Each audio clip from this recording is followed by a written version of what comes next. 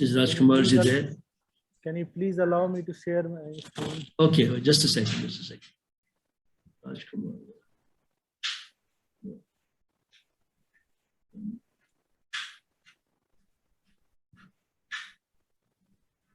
So let me.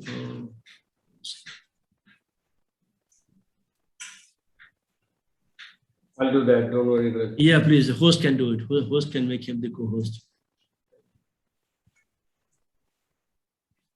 Okay, that's all set. Can you see my screen?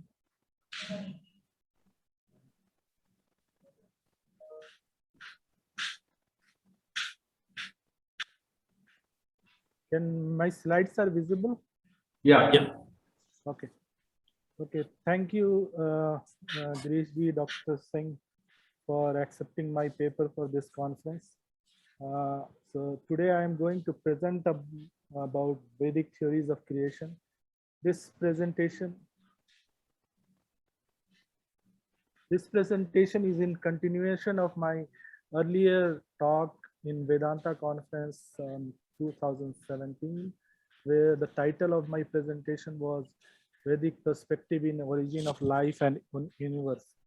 So in summary, in that talk I covered evolution, framework of evolution, concept of reality, why universe is egg-shaped, manifestation of Purusha, rotation of universe, and the comparison of Big Bang, steady state, and Vedic theory. So I will elaborate some of these concepts in today's presentation. So for outline of today's presentation is just the introduction of the topic, and then the Vedic perspective about creation, and then I will talk about the concept of Purusha, Prakriti, and Kapila's views on creation, and then finally I will describe the Vedic model and my final interpretation on this thing. So the fundamental questions for all of us, for not only for the scientists, but from all walks of life and all field of education, they all have wondered why the universe exists, why universe, where did this universe come from, what is the ultimate goal of this, all these, and where did we come from. But nobody has answered, including the as far as my understanding, Veda also gives some theory, but they have not having a conclusive answer for any of these problems. So it's a kind of a continuing quest for the human race to find out this answer. But they have some direction, including the modern science and Veda. They have some direction to answer these questions. So I will present in my presentation, I will present some of those aspects. So as we all know that the universe consists of particles, quarks, leptons, which develops into layer of structures. And these structures are held together by known and unknown forces. Known forces are weak and strong forces, whereas the unknown forces are the dark energy or the dark manifested forces, which is from the dark energy. So let's see the view of the modern science about this. So I took a quote from a famous theoretical physicist, Stephen Hawking, where he wrote that if Euclidean space-time stretches back to infinite imaginary time, or else start at a singularity in imaginary time, we have the same problem as in the classical theory of specifying the initial state of the universe. God may, I highlighted that God may know how the universe began, but we cannot give any particular reason for it began one way rather than the other. And this is the same view what Nasadina Sutta is telling us, that nobody knows how universe comes and it's existing. But Vedic theory starts with the concept of Hiranyakareba. Hiranya means the golden and Gar means the egg, it's a golden egg. So it described in Matsya Purana, which gives an initial account of creation. After Mahapralaya, the great dissolution of universe, there was a darkness everywhere. Everything was in a state of sleep. There was nothing either moving or static. Then Swambhu self-manifested being arose, see, which is a form beyond senses. It created the primordial water first and established the seed of creation into it. The seed turned into a golden womb, Hiranyakareba. This is the basic concept of Hiranyakareba. But the one word which it says that the primordial water is nothing but it's termed in Veda as a Salila, and I think the Salila is nothing but a space time. So there are also another term for Salila is Apa, which is also used several places in Veda and other ancient texts in place of Salila. But there is a fundamental difference in this, that the Salila is a very delicate balance of fundamental forces of nature, homogeneous state of a space-time, whereas Apa is an inhomogeneous space of time, state of a space-time, indicating this balance of fundamental force of nature. I will, in my other slide, you will see what is the relevance of these two, this delicate balance and the inhomogeneous state. So it's also written in Satpat Brahmanan also that Apa was indeed Salila earlier. Desired arose in it. They labored. From that heat arose. From heat golden egg was born. Golden egg was swimming in that for a year.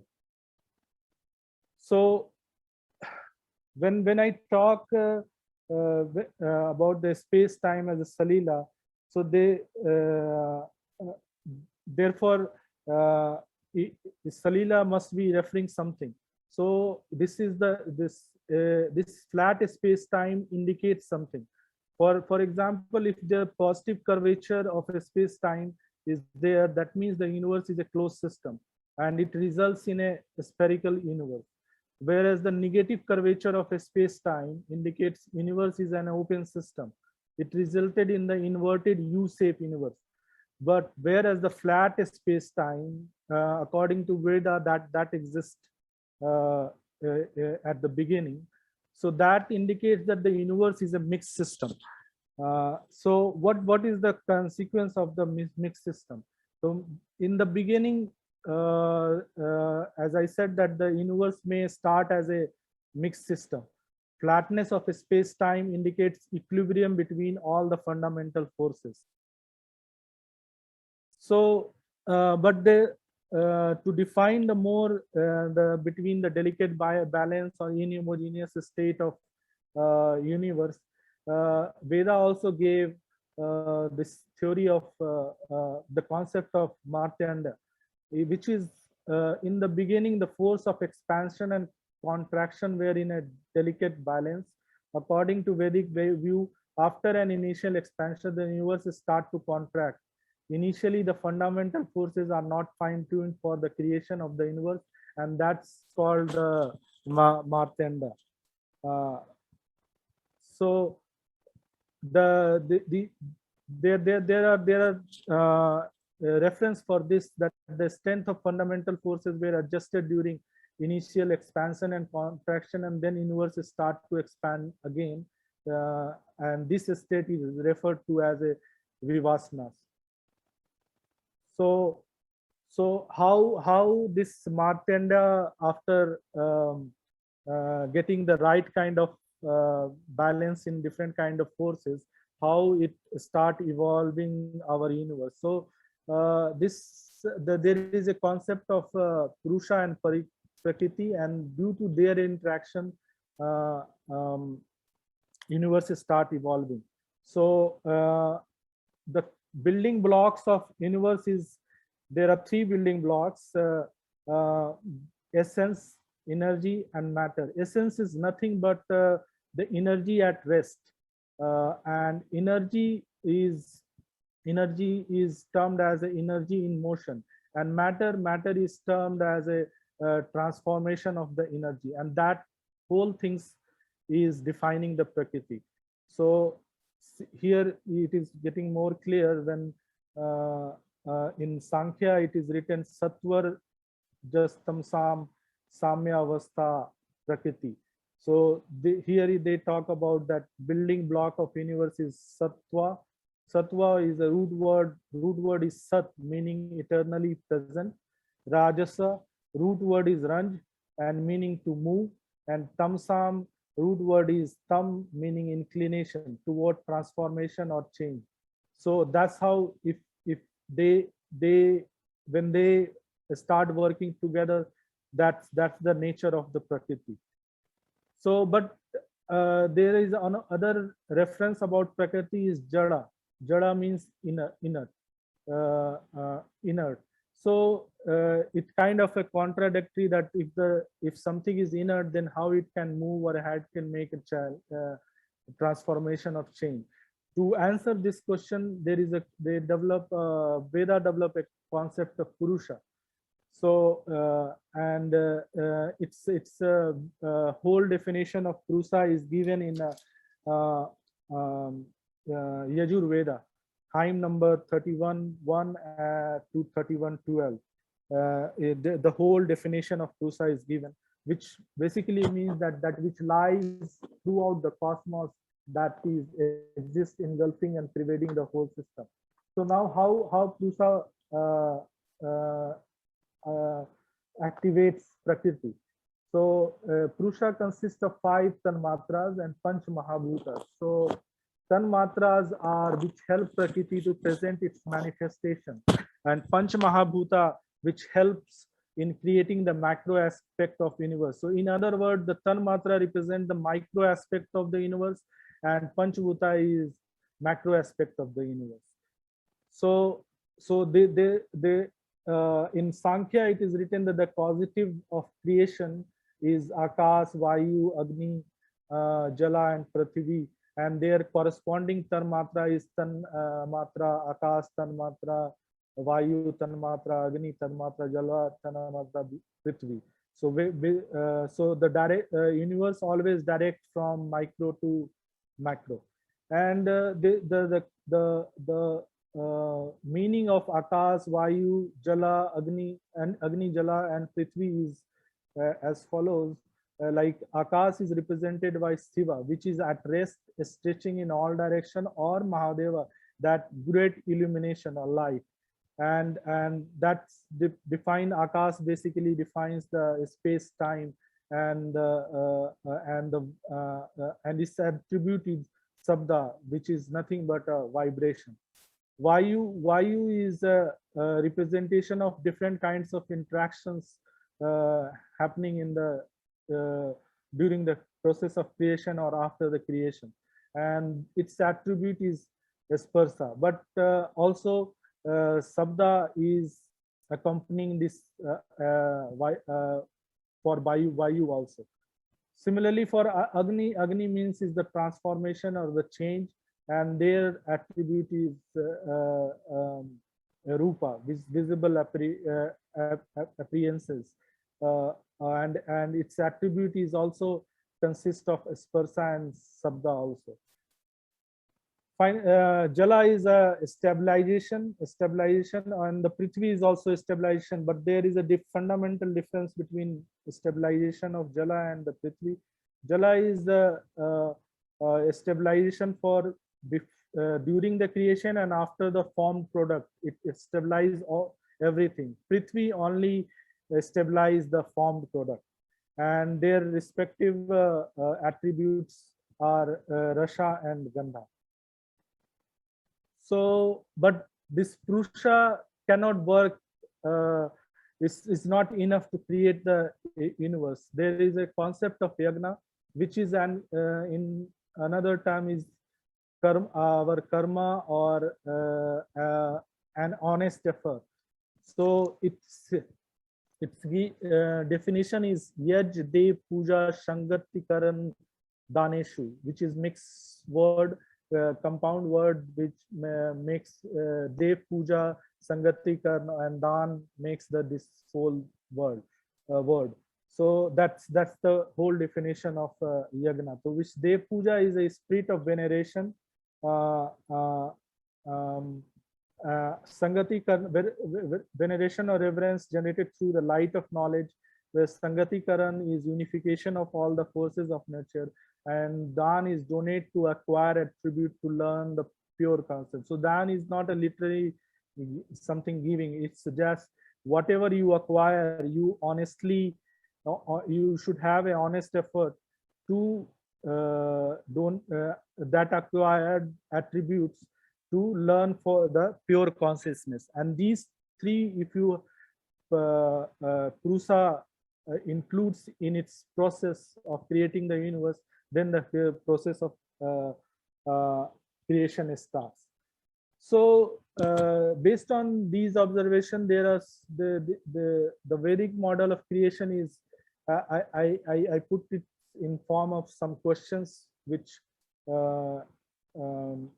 modern science also try to answer that, and I put Vedic view on that. So first question is, why is observable universe so infirm on a large scale? So according to Veda, according to Big Bang, the start of the process is a very chaotic process. So if there is a chaotic process, then there should be a lot of anisotropy, because everything will be scattering around. But it's not. It's always a isocratic process. So the Veda says that the creation of universe is not a chaotic process. It is a well-directed, step-by-step process by Purusha. So it gives a alternative view than the modern science about that universe is not created by any chaotic process. Why did the universe start with a critical rate of expansion? So that answer you can get from the concept of Martanda, where that the universe achieve a critical rate and expanded to a certain size in which it can hold sufficient energy to create a first pair of particle and anti-particle. So in the Martanda concept, that first universe started expanding and then again started contracting, is because the not a right kind of balance of different forces achieved. So they started fine-tuning all those forces, and after that they start expanding again, and they found the critical rate of expansion. So and they started creating particle and pair of particle and antiparticle, and that this particle and antiparticle is referred as Yama or Manu. So and then the next question is how matter dominates. So interestingly, every 1 billion matter, 1 billion matter and antimatter, there is only one difference in count of antimatter, but that one difference is enough to create sufficient matter for sustaining the universe. So how that process is still continuing. So initially at the beginning, the major forces are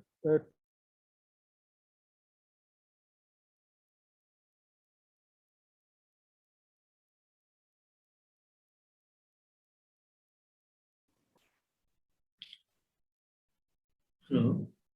Like he's Is disconnected? yes. Yes.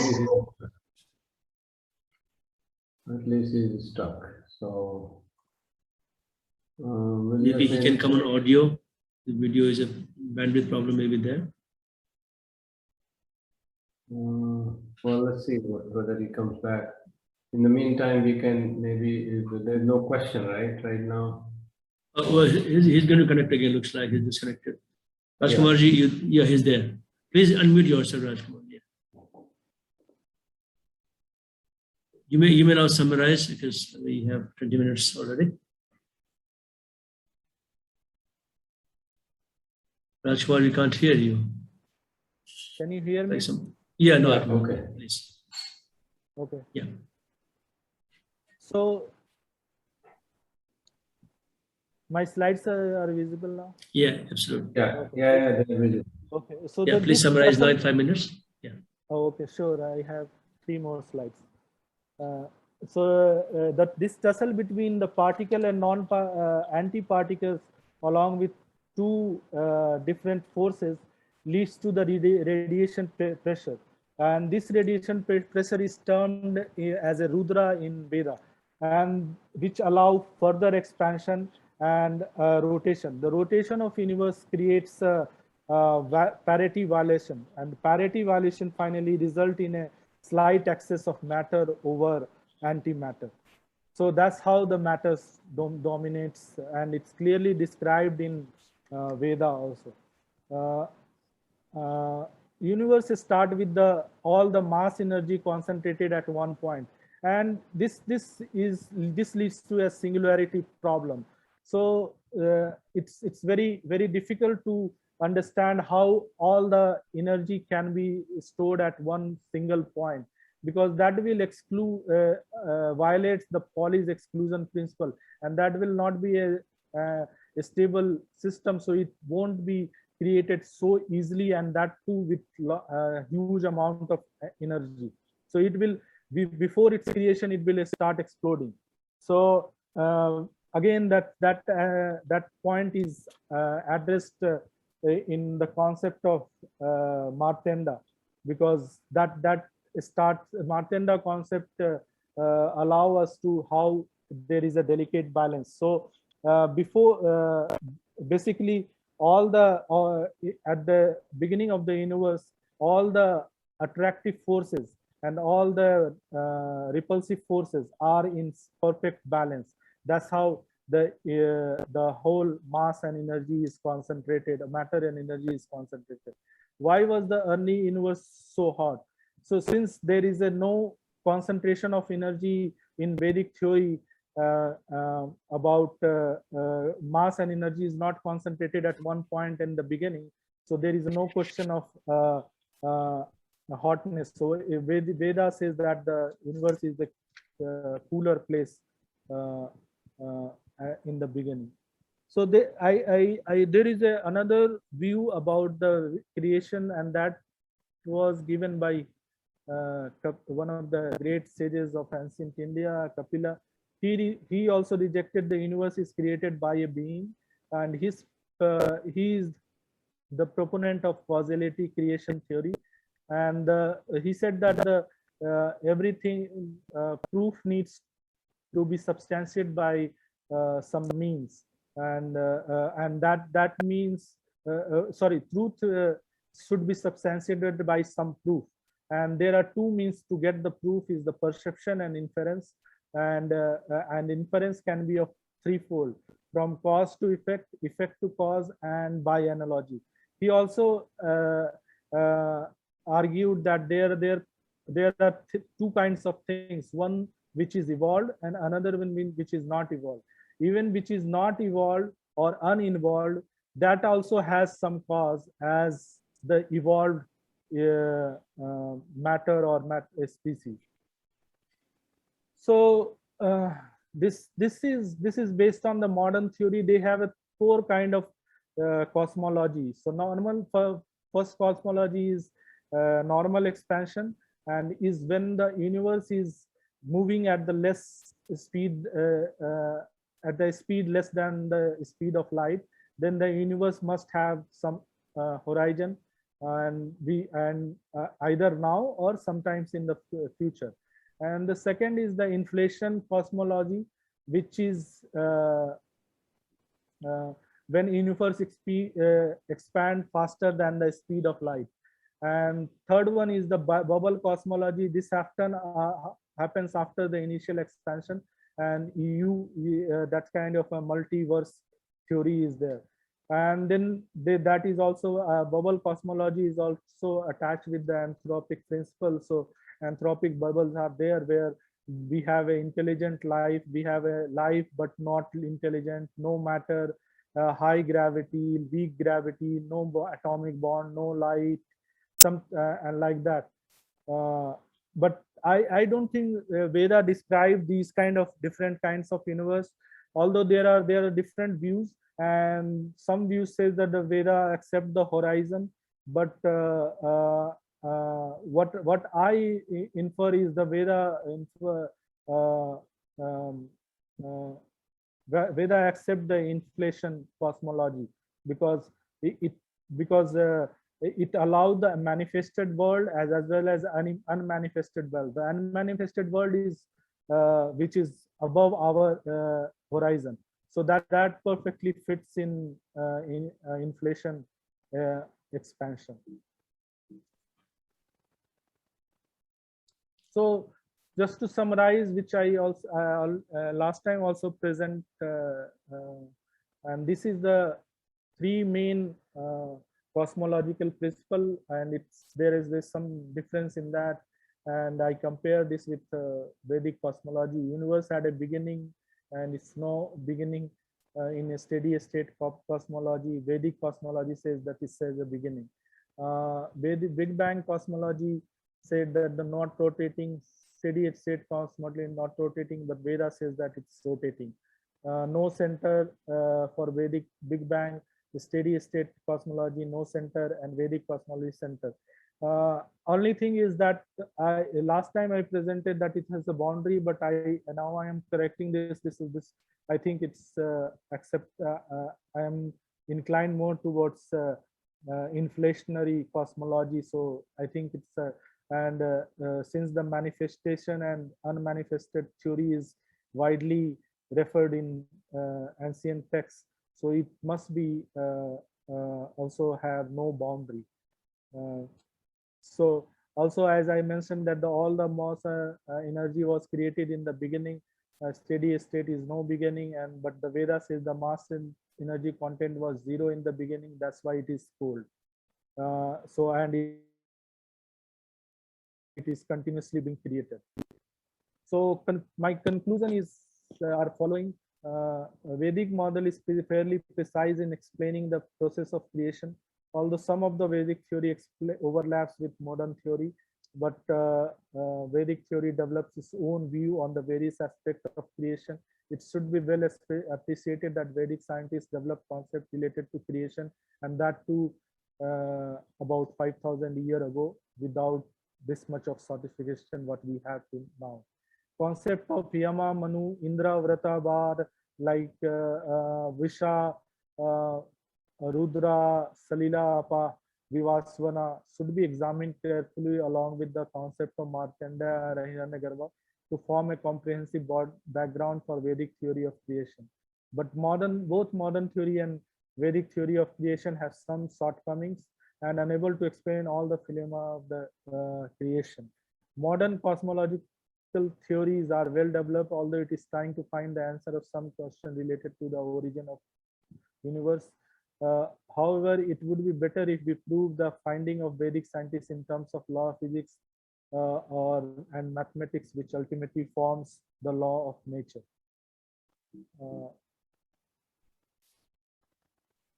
And I acknowledge the Institute of Advanced Sciences for developing and giving me freedom for these kind of exploring these kind of things. And my research training at Dr. Singh's lab, Institute of Advanced Sciences, and in University of Massachusetts Lowell and Dartmouth, and my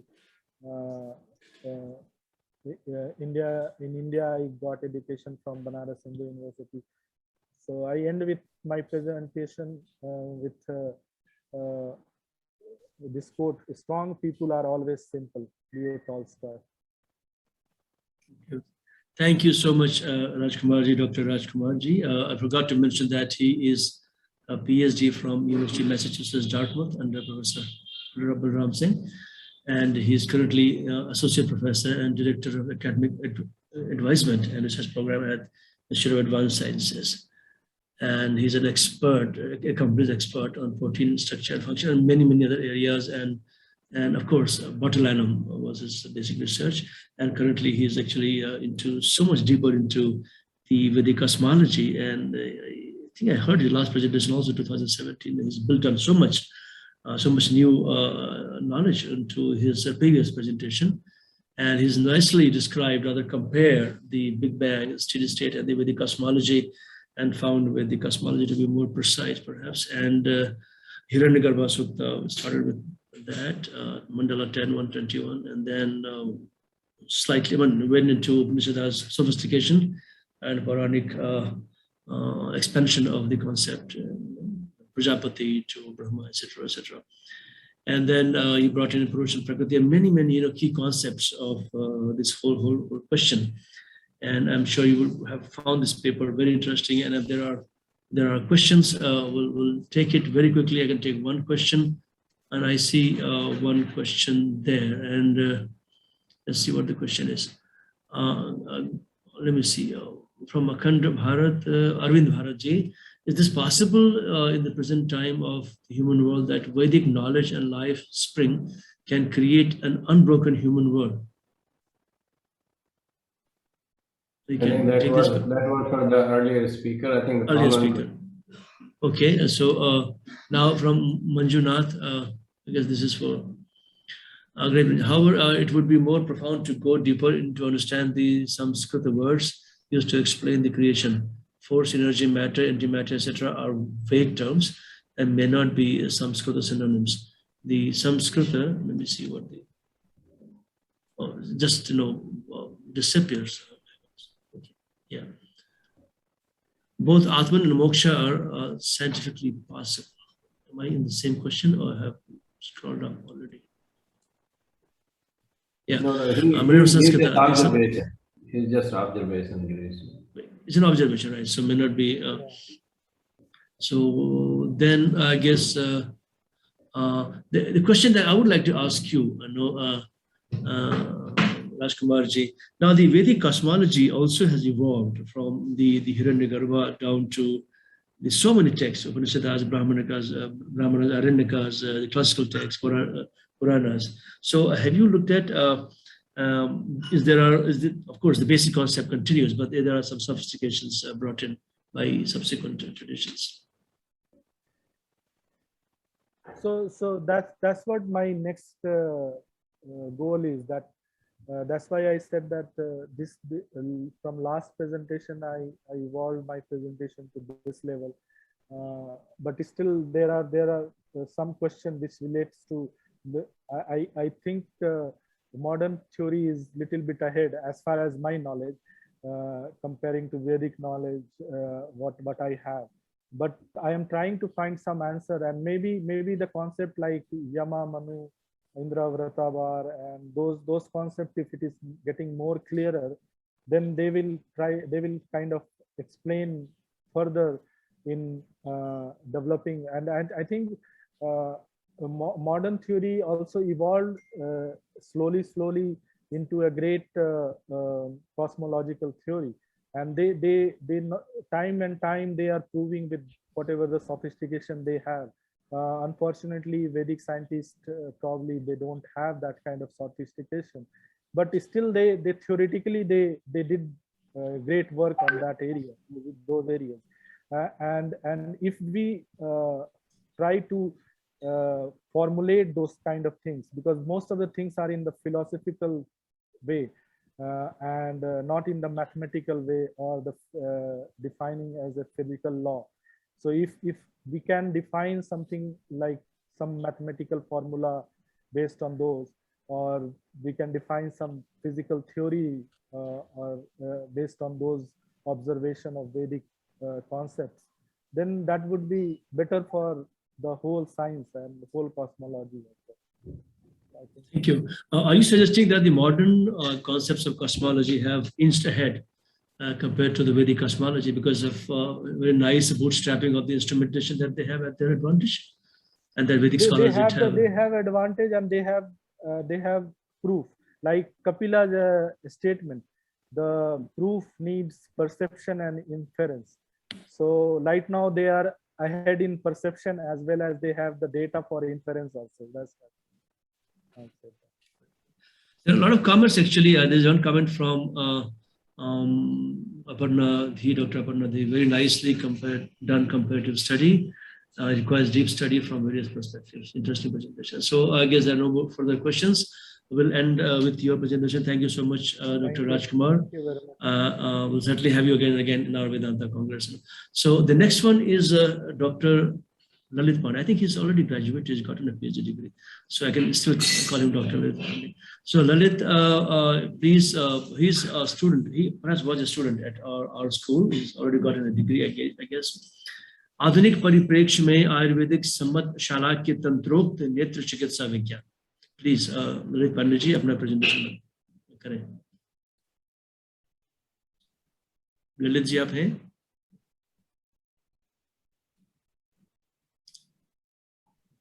Lalit ji? Lalit Pandey लगता है नहीं है अभी. So what we'll do, we'll wait at the end. Lalit joins, he can present at the end. So we'll then go forward with the another presentation. Kanika Saraf will do the fourth presentation. Was Patanjali and Advaita Vedantin re-evaluating Samadhi in the Yoga Sutra?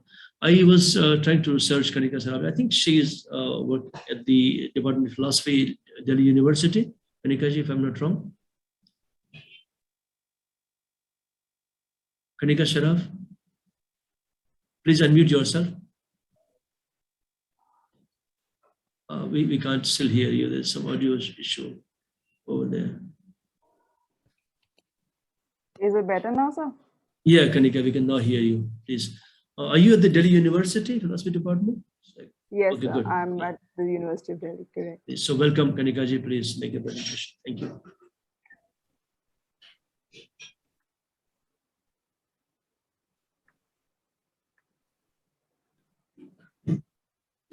Thank you for letting me do my presentation on this 25th International Congress of Vedanta, which is focusing on the Vedantic approach for health and education in the modern times. I'm really grateful to the Indic Studies at University of Massachusetts, Dartmouth, Jawaharlal Nehru University, and the Institute of Advanced Sciences. The title of my paper presentation is Was Patanjali and Advaita Vedantin? I'm trying to re-evaluate Samadhi in the Yoga Sutra. So Yoga is considered to be an allied system to the Sankhya philosophy. I'm not denying that Yoga is actually indeed an allied system, and we have, as in this has been asserted time and again, that Yoga formed the metaphysics, which became an integral part of the epistemological school of thought, which was proposed by the Sankhyan philosophers. Also, it is very much true that the Sankhyan philosophers accepted the practical yogic methodology for the purpose of liberation. However, when one is trying to study in detail more extensively the Samadhi path of the Yoga Sutra, then one discovers that there are many non-dualistic trends in Patanjali. And even though in the beginning, Patanjali observes that most definitely it is the Yoga Sutra is Sankhyan in its nature, as he mentions about Purusha as well as Prakriti. But eventually, when in the Yoga Sutra, in the Samadhi path itself, we discover how the subject dissolves, the distinction of subject to duality dissolves into consciousness, and the pure consciousness which evolves makes Patanjali an Advaitin. This transition from Sampragyat to Asampragyat state of Samadhi is the transition of meditator from dualistic to non-dualistic state of pure consciousness. Since the spiritual absorption which takes place at the Asampragyat level is considered to be free from all the forms of Vitark, Vichar, Anand, Asmita, and this is the reason why it is characterized as the Nirvitark, Nirvichar form of Samadhi. My paper, in this paper, the purpose of this paper is to basically re-evaluate how Patanjali is making a paradigmatic shift from duality of Sankhya to the non-duality as we observe in various Advaitic interpretations of Upanishads. So I'll be beginning with the major issues and how Patanjali talks about this shift. Patanjali begins with writing Yoga Sutra through the section called Samadhi Path, the first section of the 4 sections of this Yoga Sutra. And in the beginning itself, there is a very important sutra which says Yoga Chitta Vritti Nirodha, wherein he is trying to exhibit how the goal or the entire process of yoga is to find a nirodh to chitta vrittis. This nirodh could be basically understood as a restraining methodology. This restraining methodology for the modifications of chitta. These modifications of chitta are what causes the dualities in the what is the cause of the dualities which are being handled by the outside world, which leave impressions on our chitta, and this is what is causing the panch kleshas. So what Patanjali is trying to assert is that by restraining these chitta vrittis, one should be able to attain what is known as samadhi.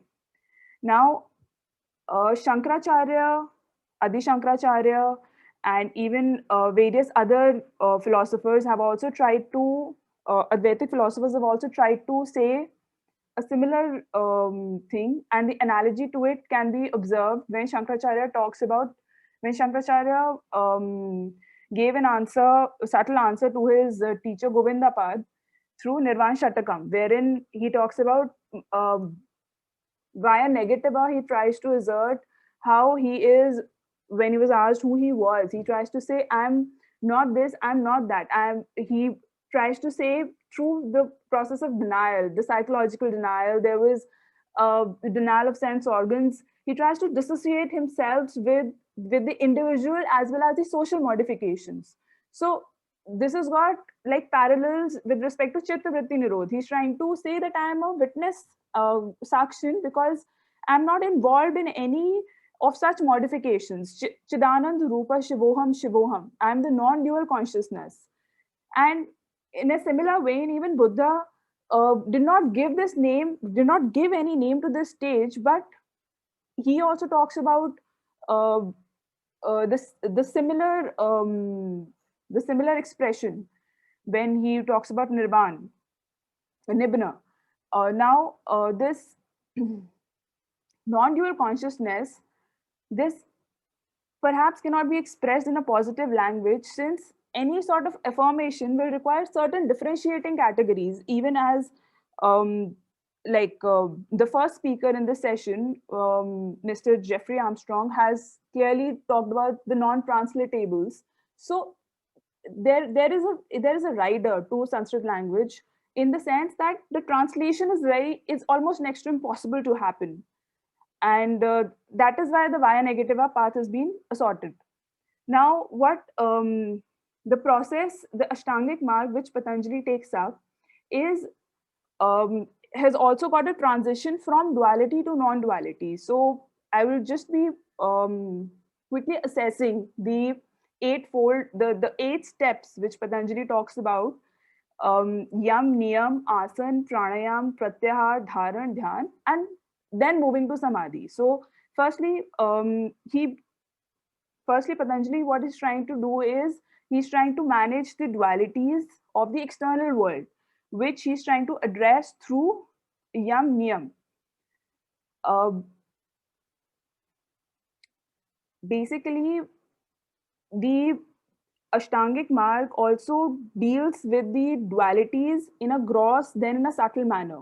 So the gross dualities are being addressed in yam and niyam. Samadhi is the ultimate act, and even in samadhi there are distinctions. But first, I would want to talk about the initial 7 steps before samadhi, which he has mentioned. And it is very vital to note that in samadhi path also he has tried to elaborate on these steps which are happening in the eightfold path. This mechanism of eightfold path he is called as the Ashtangic mark. Through the Ashtangic mark, the first 4 steps are to deal with the gross duality in the form. Now the first 3 steps, which are yam, niyam, and asan. The 5 yamas which he talks about are ahimsa, which is non-harming, satya, truth, astya, non-stealing, brahmacharya, aparigraha, which is non-hoarding, along with the 5 niyamas, which are shauch, cleanliness, santosh, contentment, tapas, zeal, swadhyay, self-study, and ishwar pranidhan, which is surrender to the higher purusha. All of these 10 principles, they function through a human body, and as long as the need for a human body will remain intact, till then a duality shall continue to exist in its gross form. So Patanjali is trying to assert time and again that yes, the body is an instrument for performing any form of worldly activity, but these are the 10 principles which are needed to function, which are needed for the um, functionality of the worldliness. After these yama and niyamas, he talks about the next 3 steps in the Shtangic marg, which are asan, pranayam, pratyahar. These next 3 steps, they exhibit a form of subtle duality, as in these steps, one is trying to train one's body through asan, through breathing exercises, through eating habits, pratyahar, what is one consuming, and a withdrawal of the sense organs. What is one? How is one going inwards from by cutting out from the external influences of desires or cravings? One is trying to go inward. So once the gross duality is being mastered, then he's trying to move to subtle forms of duality through these asan, pranayam, and pratyahar. Next, after these 5 steps, he talks about dharana and dhyan. In dharana and dhyan also, they are essential aspects of concentration. The mind, which is largely understood as a wandering instrument, should be rather understood as an instrument an instrument which can be handled in a manner in which we want it to be. It's like understanding it to be not to be a monkey which cannot be trained, which goes haywire, rather which basically functions according to our intentions if we want it to be. So that the human being wills what his mind, so that human being train his minds to be his best friend instead of being commanded by his mind. Now, in the Samadhi path, Patanjali more importantly moves from all these 7 steps to the culmination of the step, which is called as the Samadhi. More importantly, in Samadhi, he is trying to distinguish, or he is trying to create a category of Sampragyat and Asampragyat Samadhi. So now I shall be discussing about this aspect of Samadhi, because by creating a ladder through the 7 steps, Patanjali has tried to move from gross duality to subtle duality to a more subtle form of non-duality through Samadhi. In the 40th Sutra of Samadhi Pad, he writes, Pramaru Param Mahatvanto Sya Vashikarana. I translate, it's been translated, interpreted as, it is a yogi's mind which, thus meditating, becomes unobstructed from the atomic to the infinite. So it is only through the process of meditation that one can fathom this chitta vritti which has been arising in the chitta, and by calming this chitta vritti, can a meditator become calm and steadfast by not getting affected through the dualities of the existing world, outside world existing of ourselves. Through meditation, it's been described in Patanjali that the meditator becomes like a crystal who reflects what is kept near to it, and a meditator does not have any thoughts in himself of himself, and so he does not get identified with the thoughts or the thinking pattern. Now, it's very essential to understand how Patanjali does this transition from Sampragyats to Asampragyat Samadhi. In the Samadhi path, Patanjali talks about He does a distinction between two forms of samadhi. Samadhi can be understood as sampragyat samadhi and asampragyat samadhi. Most critical thing to understand here is that in sampragyat level of samadhi, it can be called sampragyat level because the sampragyat level is characterized by savichar, savitark, savichar, sanand, and sashmita. Because therein, in the sampragyat level, the identity of duality still persists. The meditator during a sampragyat samadhi retains his identity as a body, as a thinker, as a meditator, as a human being. So sampragyat level, at the sampragyat level also, the meditator is able to distinguish himself as a human body. That is why sampragyat level is also characterized as the sabhit samadhi, wherein the seeds of karmas are remaining intact in the meditator. Contrary to or opposite to this is the asampragyat samadhi. Now, in the asampragyat samadhi, why is it called the asampragyat samadhi? Because in sampragyat samadhi, the duality, the element of duality remains intact with respect to the meditator.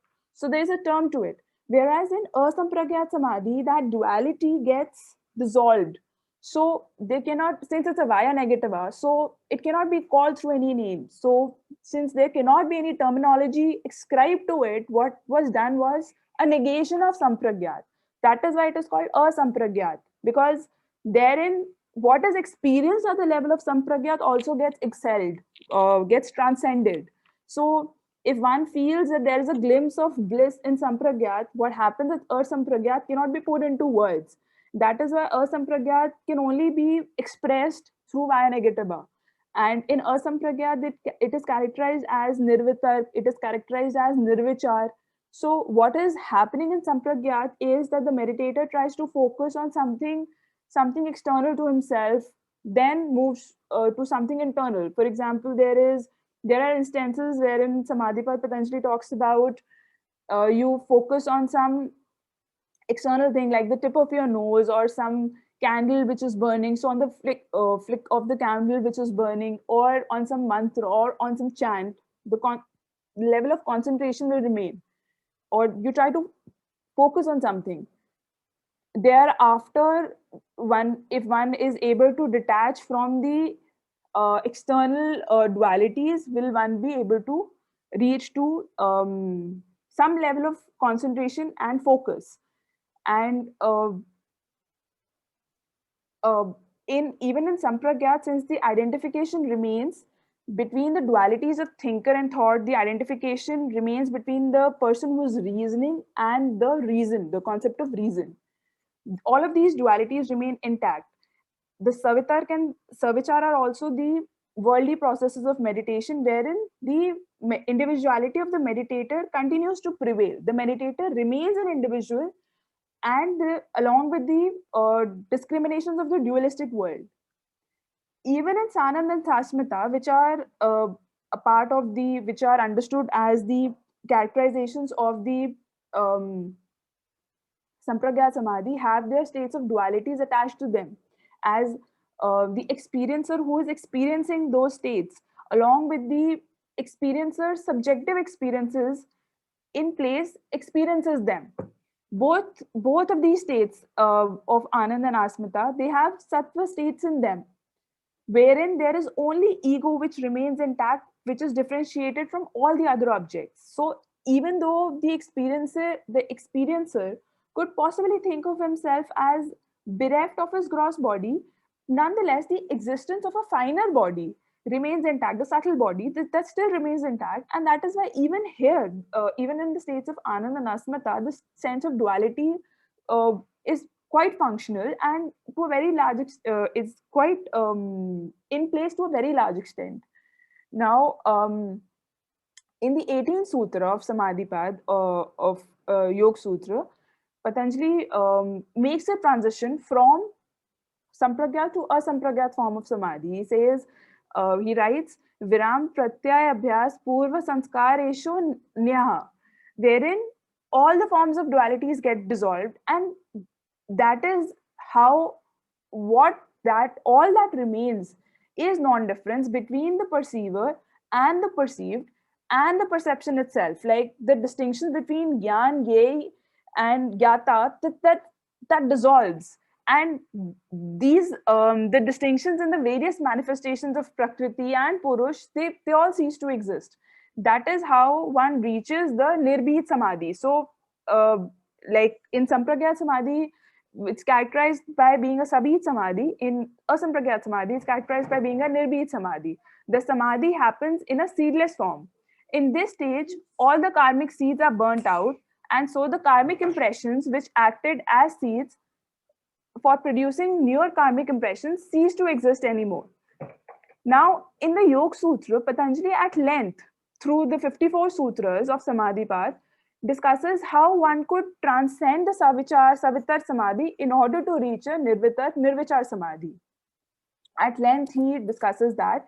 And in the Sampragyat Samadhi, what entails is a disappearance of all forms of impurities. But in the Asampragyat Samadhi, there is a disappearance even of the forms of purity.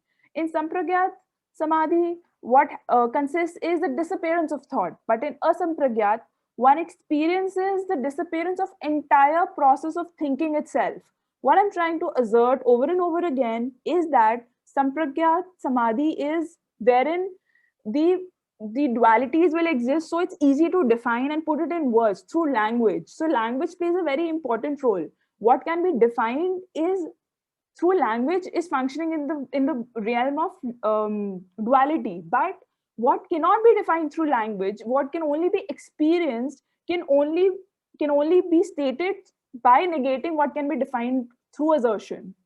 So that is what happens at the level of asampragyat samadhi.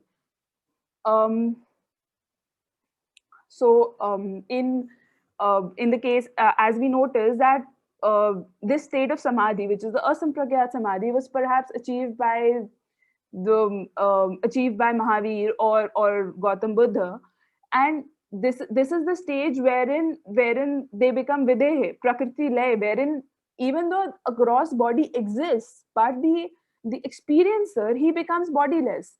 In other words, one is no more just the body in a physical realm, but the body becomes an abode wherein one ceases to get identified with one's bodily self. So the external world of duality will fail or will not really have much of an influence on the physical body. The feeling of coldness, like if externally it's winters, or if externally it's extremely cold, the experiencer will not be affected by it in that manner that a normal human will get affected. So the concept of ego, ahankar, manas, which are responsible for the functioning of a samadhi stage, wherein one must not get too entangled with the spiritualistic ego, nor with the ego of being a yogi, because even then, if one gets attached to becoming a yogi, then also the effects of yoga will not be the primary ones, and the entire focus of the whole practice will get derailed.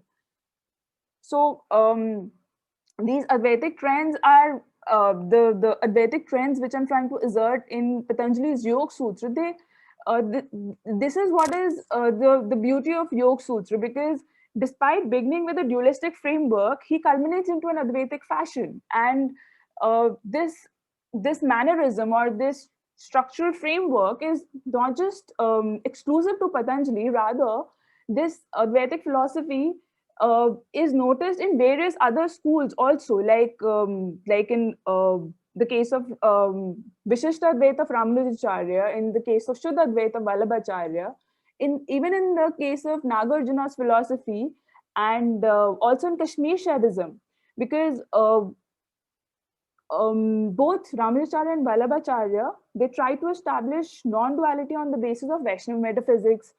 In the case of Kashmir Shaivism, it tried to accomplish the same task through the concept of Param Shiva. In the case of Nagarjuna, the non-duality exists almost as is found in Shankaracharya. For Nagarjuna, the ultimate reality is Advai, which is non-dual, which is devoid of any plurality, prapanch shunya. Also, like Shankaracharya, Nagarjuna also ascribes indescribability with the ultimate reality when he talks about the concept of anekartham or ananartham. So both Shankaracharya as well as Nagarjuna make a transit from duality to non-duality in their respective philosophies. Now, I would like to just bind up this paper and like to make a conclusion by saying that in the Samadhi, in the Patanjali's Yoga Sutra, the Asampragyat Samadhi which is totally transformational. It can be characterized as Ritambhar Pragya. The 48th Sutra of Samadhi Pad, Patanjali mentions that Ritambhar Tatra Pragya. Ritambhar Tatra Pragya. The knowledge, it's interpreted as the knowledge in that is called to be filled with truth. So Ritambhara Pragya of this Yoga Sutra, it can be said to have an analogy with the Turiya state of human consciousness as is found in the Vedantic philosophy. Very briefly, Vedanta talks about, very briefly, I would like to talk about this fourth stage of consciousness, which Vedanta has so explicitly talked about over and over again, which are Jagrat, Sushupti, Swapna, and Turiya, which are wakefulness, sleeping, dream, and deep sleep state. So, Turiya state, it is in the Turiya state that one comes across or one consciously can awaken the witness self, and one can visit all the other three states consciously. Bigger question at play is how can one possibly witness one's own self? Now, in the works of Vedanta, the witness consciousness is called as the Turiya because it is understood to transcend the other three states of waking, dreaming, and sleeping. The extraordinary condition of the awakened or realized person goes beyond what is generally labeled as a mystical experience. Now, it is a perpetually self-transcending state of being in which all the other kinds of experiences may arise, but which is in itself non-experiential. So, in this experience of Turiya, which is quite akin to the experience of Ritambhar Pragya, also termed as Asampragyat Samadhi, wherein the reflections which cover the pure consciousness get subsided and Chitta in its pure form, Chetana, is experience which is evident to the human being without any vrittis, without any coverings, modifications. This is what is the nirbij form of Samadhi, the seedless, without any beach, wherein all the karmic impressions get burnt out. I would like to just wind up my presentation by saying that this state of utter non-differentiation is what makes Patanjali an Advaitin. And in my point of view, even though Patanjali's Yoga Sutra begins with the Sankhyan duality of Purush and Prakriti, nonetheless, the manner in which Patanjali paves way for non-dualism through his text Yoga Sutra is commendable, as is evident in each and every sutra of Yoga Sutra. These non-dualistic trends are even evident in this last section of Yoga Sutra, which is the Kaivalya part, wherein Patanjali writes, I quote, "The unity in things is from the unity in changes. Though there are three substances, Sattva, Rajas, Tamas, their changes being coordinated, all objects have their unity." Followed by the next sutra, which is translated as, "The object being the same, perception and desire vary according to the various minds." These sutras exemplify how the underlying unity is ever existent, but on the account of ignorance or vidya, the human mind tends to cognize the reality through his own set of subjective lenses. This is what results in his or her own set of realities being different from those of other beings. This transition has been well projected by Patanjali in an elaborate manner throughout his Yoga Sutra. And it is exemplary how Patanjali shifts from duality of the Sankhyan school to the non-duality of Advaita Vedanta. Conclusively, instead of labeling Patanjali's school of yoga as a Sankhyan dualistic philosophy, Dvaitavad, it will be more appropriate, in my view, to classify Patanjali as an Advaita Vedantin in its truest form. With these words, I'd like to thank the chairing Professor Girish Nath Jaji, hosting, the organizing committee of this Vedant Congress, the people who are attending this Vedant Congress, and all the other listeners. Thank you so much.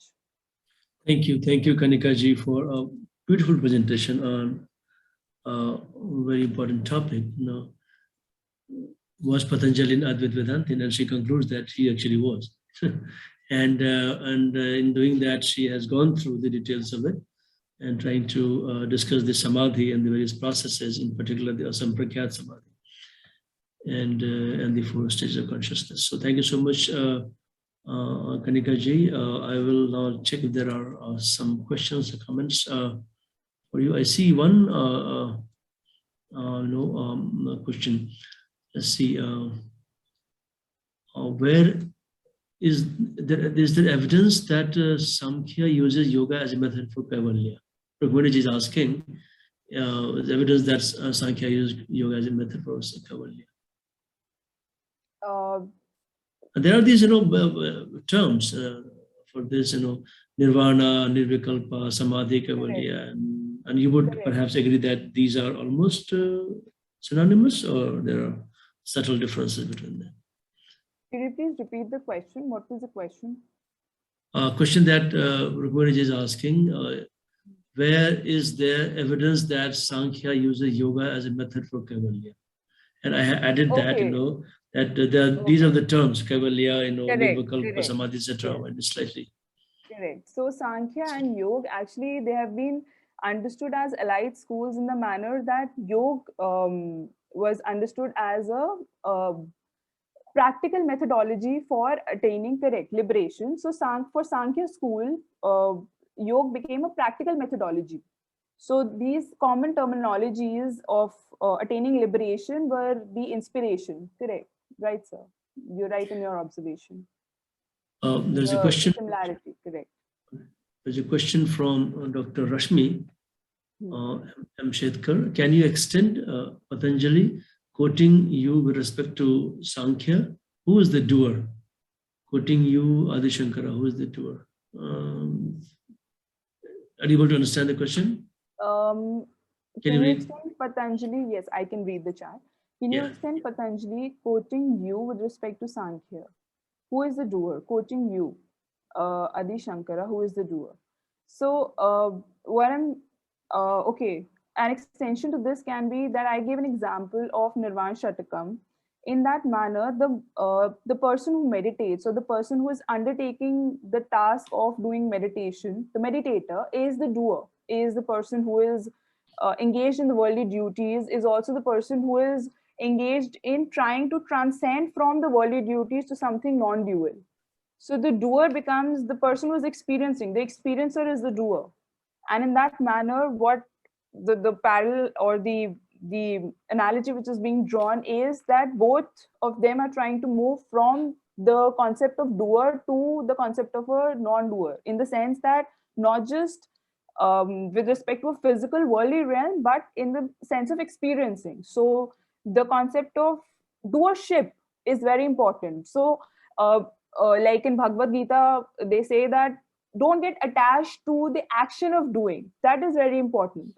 So even though you're doing something, the concept of doer is existing as a physical body in the sense of performing action physically, but the concept of getting attached to that action of getting attached to that act of action dissolves. If I have tried to clarify the question correctly. Okay. There's a question from Mr. Balram Singh. He says, what if someone withdraws sensory input by taking intoxicants like alcohol? Would that amount to be pratyahar? So there have been, like more lately, there have been researchers on these things. What these intoxicants do, like alcohol and all of these external substances do, is just trying, firstly, they would not account to being called pratyahar per se. What these substances do is that they try to cut you off chemically in an induced form. So they are not trying to do what Patanjali would want to say through his aphorisms. What Patanjali was trying to say was to not get attached to the external duality.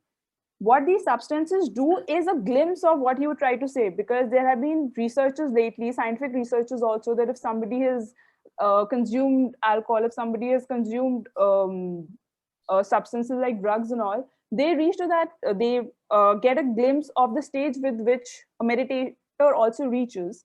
But that's just a very short period, chemically induced thing. That's not what the stage wherein the stage of bliss or the stage of transcendence wherein a meditator at a sampragyat samadhi or even at a sampragyat samadhi would reach. So I would not say that that is what is the meaning of pratyahar. Pratyahar is by cutting down from an external desire. Even in consuming an alcohol or an external substance, the desire remains intact, the duality remains intact, the body remains intact. That is not cutting down from an external world. There is still an attachment to that substance. There is still an attachment to, if somebody consumes alcohol, if somebody consumes an external substance, there is still a desire that I want to get over this, or if there's a mental stress or a strain or a craving to want to indulge in this. That pratyahara is basically to cut off from the external world, the external senses, from the sense organs, and go inwards. By consuming alcohol, even that sense, the desire and the craving is still remaining intact. So I don't think that can be called pratyahara. Thank you. There are two comments, one from Dr. Rashmi M. Shetkar. In Ridambara 147, 148, something cryptically written, PYS, I don't know. And in Turiya or Kavalya in Vedanta, there is no witness, but only being, no duality. This states just happen. This state just happen. And then the comment from Rukmani Trichur in the Yoga Sutra, Vikalpa is a mental construction based on words. So Nirvikalpa is its opposite. It was Sadananda in the Vedanta who equated Nirvikalpa Samadhi with Samadhi. But there was a lot of criticism from later yoga scholars. It had to be dropped. Every system can stand on its own, and one needs to understand the merits of each school and its own merits. So there are good comments subsequently. So I guess you're all set. So then thank you so much, Kanika ji, once again. And if there are any further questions, we'll certainly let you know. Thank you so much. So the next presentation now is from Anne Melfi, The Power of Affect in Vedantic Pedagogy. I was looking for Anne on the internet, and I found one description. Anne completed her PhD in rhetoric and composition at Georgia State University. Her dissertation research on understanding Indian rhetoric on its own terms, using a Vedic key to unlock the Vedic paradigm, on which this paper is the paper that I found description of. And then she is, I guess, Georgia State University College of Arts and Sciences. So that's what I got on internet. Thank you, and please go ahead with your presentation.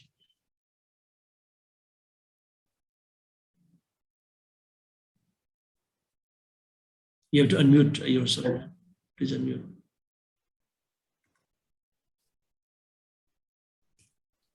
Yes. Thank you very much. And thank you, Dr. Gupta, for setting me up, because I do talk about yoga quite a lot in terms of Vedanta. So the power of affect in Vedantic pedagogy. Can you hear me okay? Yep. Affect, by definition, it is an emotion that changes or influences what you do or think.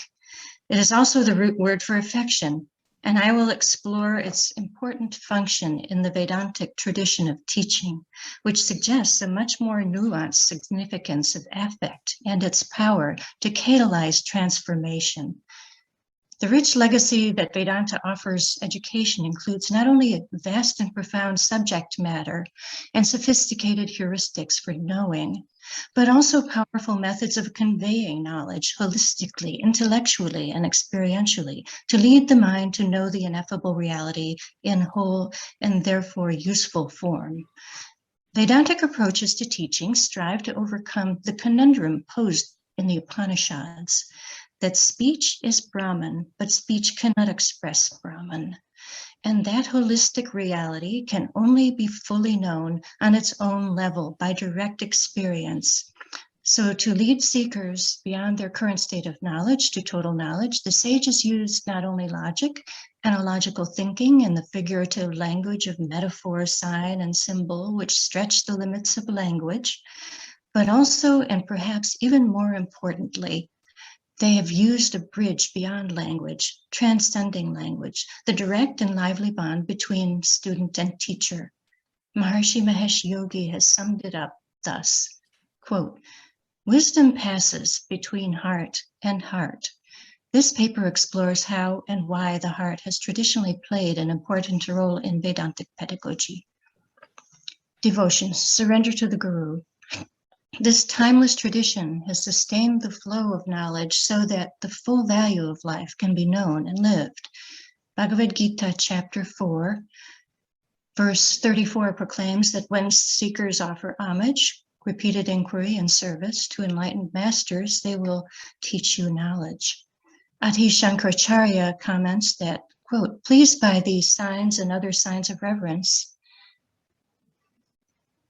the teachers who know truth from scriptures and have also realized it through direct experience will declare to you this knowledge." This suggests that devotion is a necessary precondition for receiving supreme knowledge.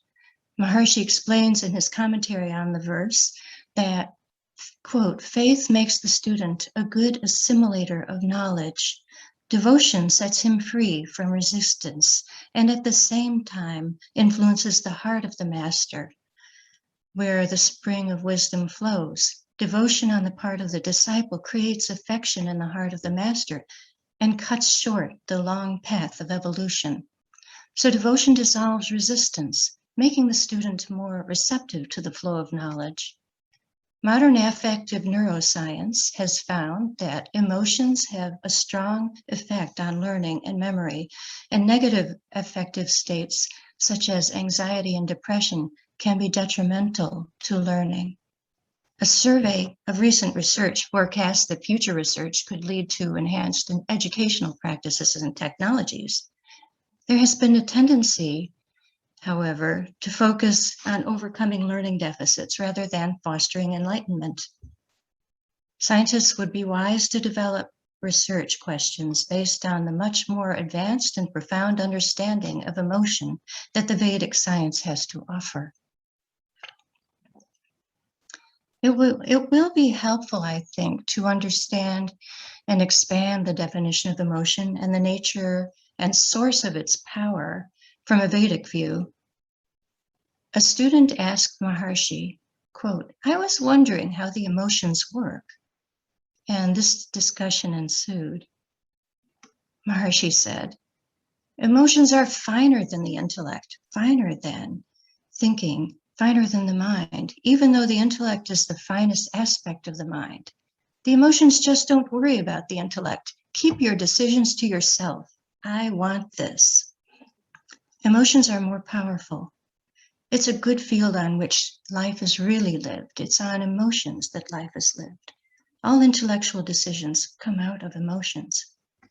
So if emotions direct our attention, indeed our life choices, despite the best efforts of the intellect, then it seems obvious that learning, in order to be optimum, needs to be harnessed to emotion. But what counts as emotion? Fear, anger, delight? Maharishi describes it in cosmic terms. The course participant asks, "How is an emotion constructed?" And Maharishi answers, "Emotions are a wave of that aspect of life which is called ananda, bliss. Intellect is the impulse of life, which is called chit, consciousness. Absolute is that state of life, not impulsive life, but state, which is called sat, that which never changes. It's a beautiful thing. They are all on the same level, but somehow life is more guided by bliss. The whole stream of life, every impulse of activity is guided by bliss. This is what's called evolution. The intellect always decides in favor of more and more and more. This happiness, this impulse of happiness drags along in its direction the intellect. So the intellect serves emotions. Close quote. So emotion in all its forms is ultimately a wave on the ocean of bliss and a driver of growth, the most powerful motivator, not just to achieve and fulfill one's desires, not only to motivate more efficient learning, but ultimately to attain moksha. Ananda and moksha have not been the dominant definition of motion in our world today, particularly outside the Vedic worldview. Nor has neuroscience generally framed its study of emotional states in terms of bliss, but the Center for Brain, Consciousness, and Cognition at Maharishi International University studies the neurological correlates of higher states of consciousness, as well as their correlation to academic progress. The bliss factor is taken into account. The course participant we heard from above continues to question Maharishi, much in the tradition of repeated inquiry exemplified in the Upanishads. He asks again, how are emotions constructed? Maharishi explains that, quote, emotions are constructed in bliss. Just as knowledge is structured in consciousness, emotions are structured in bliss. Ananda, that's close quote. Ananda, the bliss aspect of transcendental consciousness, is one with the transcendental field of knowledge, and thus they are connected as the basis of everything. The Taittiriya Upanishad tells of how Bhrigu, in the role of Shisha, having gone within, quote, having gone within, he recognized that bliss is Brahman. For truly, out of bliss, these beings are born, close quote. So having gone within, he recognized. Thus, Ananda, in all its waves of expression as different emotions, is not only the nature of the ultimate reality, but also integral to knowledge and knowing. Quote, knowledge is structured in consciousness, Maharishi points out. This is the motto of Maharishi International University. It is also Maharishi's most concise translation of the Ritu-Akshara verse of the Rig Veda. One of his more elaborated translations of this truly untranslatable verse reveals a compelling point. It goes, the Richa, the expressions of the Veda, is situated in Akshara, the imperishable transcendental field in which reside all the impulses of creative intelligence, responsible for the whole manifest universe. He whose awareness is not open to this field, what can the Richas accomplish for him? Those who know this level of reality are established in evenness, wholeness of life, of course, Brahman. So if one's awareness is not open to this field, then words, the hymns of textbooks, of lectures, fail to bring desired results. Maharishi posits that, quote, knowledge is never gained through reading. It is gained through being. If it doesn't come on the level of existence, then it doesn't exist. Close quote. To be conscious of anything, one must first be conscious as fully as possible for best results. This is why traditionally Dhyan Yoga and education go hand in hand. At Maharishi International University, all the students, faculty, and staff practice the Transcendental Meditation program, in addition to all conventional reading and writing, whether in the MBA, computer science, Vedic studies, art, any field. And I did get a master's there in Vedic studies and in writing. So this naturally results in improved performance and satisfaction in teaching and learning, but, excuse me, the effects of Dhyan Yoga far exceed the benefit of success in school. Patanjali in his Yoga Sutra points out that in the clear experience of Nirikara Samadhi dawns the splendor of spirituality. There resides the intellect that knows only the truth, Ritambara Pragya. That is, in the most unbounded experience of Samadhi, beyond thought, lies the ability to have the knowledge of anything within the window of your own heart. Just by thinking of it, Maharishi explains, it simply appears as on a television screen. He refers to this level as the finest level of feeling. Back to our theme. Bhartrihari has called this level of perception, this level of speech, pashanti, the seeing one, where one sees the whole idea at a glance, just as composers sometimes see the inspiration for a whole book or a composition at a glance. I think almost everyone has had this experience of getting an idea, a faint thought that doesn't seem to be much of a thing. And then when you go to write it down, it takes several words, maybe a few pages, maybe a book, a poem, to express the whole thing in a linear flow of language. So according to Bhartrihari, in the Pashanti level, the knower sees the meaning of a word in its whole and holistic value. So this fine feeling level is of particular interest to Indian scholars who are currently formulating communication theory based on traditional texts, especially yoga, the Natya Shastra, and the Vakyapadya of Bhartrihari. Even though American communication theory still dominates research and teaching in most Indian universities. For example, Nirmala Mani Adhikari of Kathmandu University explains how, according to Hiranyakareba theory drawn from the Natya Shastra, those who wish to communicate with each other must first be sahridayas, of one heart, feeling together. It's a technical term describing interlocutors who are capable of communicating. Thus, the confluence of feeling is considered a necessary precondition for the give and take of communication. Otherwise, one is not fully receptive. When there is resistance, communication tends to fail. The ultimate goal of the Hiranyakareba communication process is moksha. Perfect communication is possible on the superlative degree of unification when the sahridayas are in the state of yoga. They are sakshatkara, sharing evident or intuitive perception.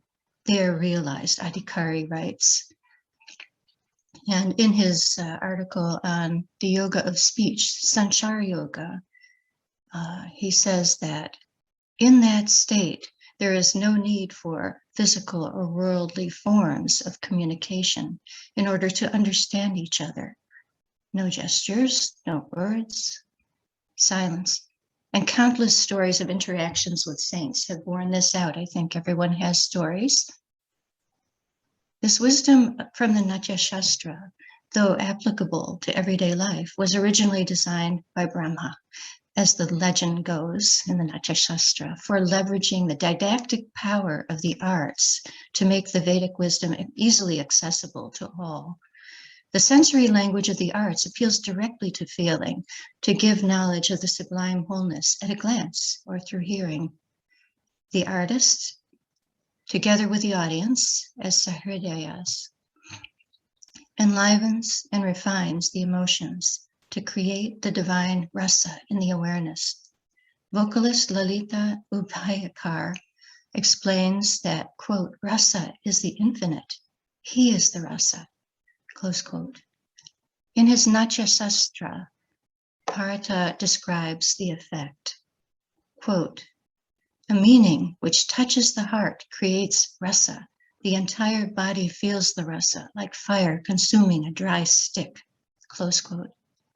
To receive the rasa, a traditional part of the artist's training, to achieve the rasa, that is, the artist's training includes meditation, dhyan yoga, so that the supreme degree of emotion can permeate the art. The Vedic civilization has placed great value on feeling in these many ways. Every child knows satyam bruyat, priyam bruyat, na bruyat satyam apriyam. Speak the truth, speak lovingly, do not speak truth unlovingly. Rough translation. This venerable ethic serves to culture and protect the all-important feeling level of awareness where one's world is born. It is central to the Indian education, which Roma Chowdhury asserts, quote, lays stress on the absolute necessity of a personal relation between the teacher and the taught. A mechanical, stereotyped system of education lacks entirely the feeling of living fellowship, the spirit of loving give and take that alone can make education fruitful in any real sense of the term. When knowledge is known, to flow from heart to heart, then the very basis of that flow must be cultured.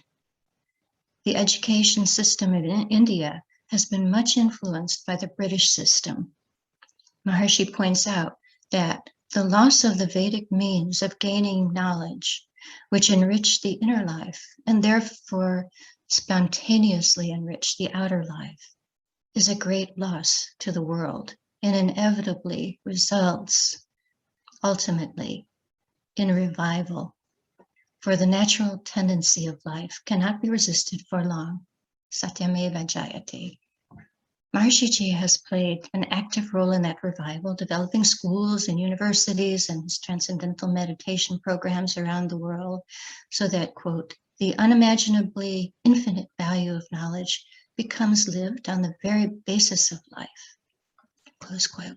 In conclusion, Vedic culture has cherished the power of affect, particularly devotion and compassion, the finest expressions of Ananda, for good reason.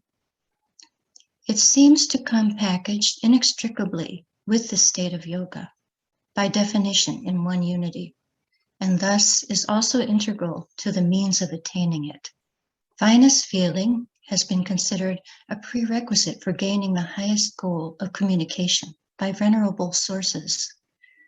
Yogis, ancient and modern, have shown their example and their teaching, how the heart opens a pathway for total knowledge to dawn. And that is what I have to offer. Thank you. And my apologies for my Sanskrit. Thank you. And your Sanskrit was great. Your accent pronunciation was absolutely perfect. No problem at all. Sanskrit words. Thank you so much. And I believe you've been trained at the Mercy University, International University at Fairfax, Iowa. I have been there. I've lived there for 10 days. And I like the campus very well. And I was actually at that time I was editing the volume, one of the volumes of the Waves Conference. It's a great campus and a great city, all Vedic architecture. Lovely. I've been quoting that architecture and that culture everywhere. Thank you so much. And you were basically focusing on how to prepare the students. And all the classes begin there with meditation. And when you're able to prepare the students, there's a heightened state of communication and you have accelerated learning. So pedagogy improves. And that's what is certainly very, very interesting. And I guess the pedagogy is pedagogical research should focus on a little bit more empirically on that aspect. And I think there's one person, Dr. Ramadhan Sambuj has done some work on that. We had his presentation earlier. And so I'm sure there'll be a lot more interesting work coming out of your paper and your work. I'm sure universities like JNU, INADS, Index Studies, and your university can perhaps do collaboration for. I have a deep interest in scanning all the ashramas in India and trying to basically document how they teach these scriptures, what methods they follow, and whether that is going to improve pedagogy in today's India, in the world. So that's something that we should perhaps research a little bit more, with a lot of data from the ashramas around here in India. Thank you so much once again. Let me see if there are questions. I saw some comments for you. And let's see. Brilliantly presented, objectively handling presentation on sensational, sensorial, emotional science. Please, can you send me your script for reference? So someone has given me, Rashmi has given her email. You can send the presentation. And I don't see a question as such for you, right? So yeah. So one question from my side. Can you tell me? I know Peter Frown there, who is very interested in the Shiksha text. I had actually written to him for the Atre Shiksha manuscript because one of my students wanted to do research on that, and we were not having that manuscript here in India. So he suggested me going to asking the Hamburg Library and getting the good quality manuscript from there. So Peter is a great resource. So what is the latest research? Is some faculty or group of faculty members doing research in this area, pedagogy? Because I'm very keen actually in exploring this area. Well, you would probably like to talk to, there's a few different faculty members in different ways. Fred Travis is the director of the Brain Research Institute. I forgot the name, but so he has a webpage, Dr. Fred Travis. Okay. And so you can read the research, you can be in touch with him. He's very forthcoming. You can see recordings of some of his videos of some of his presentations and so forth. And he might be able to put you in touch with collaborators from the education department too. But all the faculty are trained, because I did teach one course there in writing, and are trained to talk to the student in certain ways, and, you know, very directly from Maharishi. And there's a children's school from first grade to, you know, through high school as well, close to the campus. You may have toured it. So yes, and that's a very beautiful thing to explore. Yeah, they took us around the city and we saw many things. Thank you so much. And I'll certainly contact Fred and some of his collaborators and try to get more details on it. Thank you so much. So now we move on to the last presentation. If Lalit is not around still, we'll go to Anushrita Mandal. She is teaching in a college in Sialda, Kolkata, Sanskrit. She did her MPhil from JNU under my supervision. And she's going to present Vedanta thought and Brahmachari in modern education. Anushrita, please take over. Sir, please allow me to share my screen. Okay. Balramji, can you make her a co-host?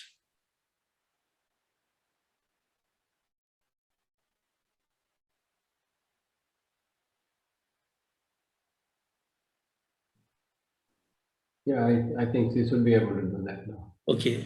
Anushrita, please check. Sir. Anushrita, are you able to present? Yes, sir. Yes, sir. Yeah, please continue.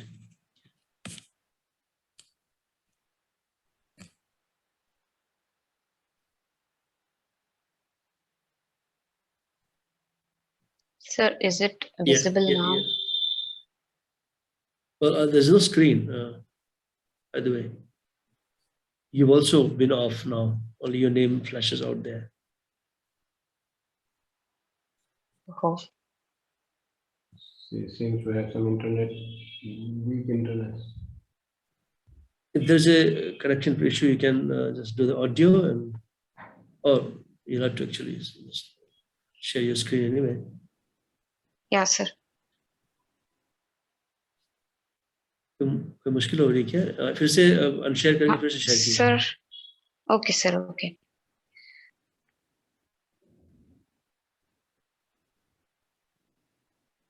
एक बार share खत्म कर दें और फिर से share कर दें तो हो जाएगा मेरे ख्याल से. और फिर से शेयर कर दें. शेयर पेज करेंगे ना, तो शेयर करने के बाद देखिए पेज का आता है क्या शेयर करने के बाद? सर स्क्रीन आ रहा है. अच्छा, स्क्रीन कर दीजिए, शेयर स्क्रीन कर दीजिए.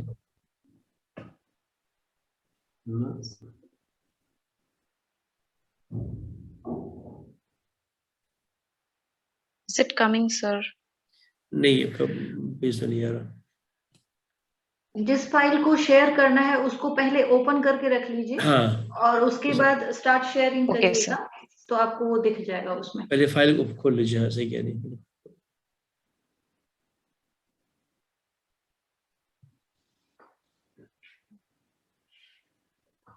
सर मेरा स्क्रीन दिख रहा है. नहीं, अनशेयर कर लीजिए एक बार फिर से और फाइल खोल लीजिए. उसके बाद फिर शेयर कीजिए. फाइल खोल लीजिए, फाइल क्लिक करके खोल लीजिए अपने स्क्रीन पे. सर फाइल ओपन है अभी. अब शेयर बटन दबाइए. शेयर स्क्रीन करेंगे ना? शेयर स्क्रीन से. हाँ, ठीक है, मैंने शेयर कर दिया. मेरा हो गया. ठीक है, स्टॉप कर दो. शेयर कीजिए.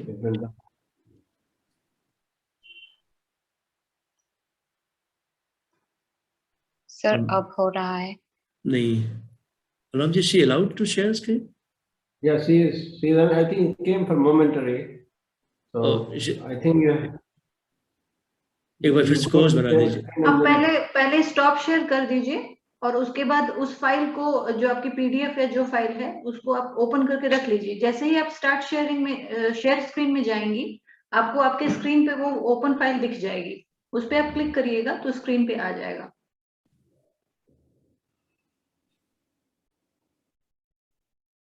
Screen तो okay, I'm sharing the screen. इसकी शेयर करने के बाद क्या आता है जब क्लिक करती है तो कोई नया विंडो खुलता होगा ना? कई सारे उसमें होंगे विंडोज, उसमें एक आपकी वो फाइल भी होगी. एक विंडो खुलेगा उसमें. जो स्क्रीन आ रहा है, डॉक्यूमेंट, फोटो तो स्क्रीन कर रही हूँ मैं. हाँ, जब आप स्क्रीन शेयर दबाते हैं ना तो एक विंडो खुलेगा. विंडो में देखिए आपकी फाइल का, उस पर क्लिक कर दीजिए, शेयर दबा दीजिए. नीचे राइट में शेयर बटन होगा. उसके बाद जो विंडो खुलता है ना उसके नीचे राइट में शेयर बटन होगा, दबाना पड़ेगा आपको. सेलेक्ट करके, डॉक्यूमेंट सेलेक्ट करके. Why it is not coming? अब ऐसा करो, मुझे फाइल भेज दो. Sir, yes sir. व्हाट्सएप पे भेज दो file. I'll share it. Send the file to me on WhatsApp. I'll just. Sorry sir, but कोई बात नहीं. why it is not coming? मुझे भेज दो फाइल, मैं भी अपलोड कर देता हूँ. Yes sir, मैंने भेज दिया है. व्हाट्सएप पे भेजा आपने? Yes sir. अच्छा ठीक है. पीपीटी राइट, अभी मैं करता हूँ. जो डाउनलोडेड, ठीक है.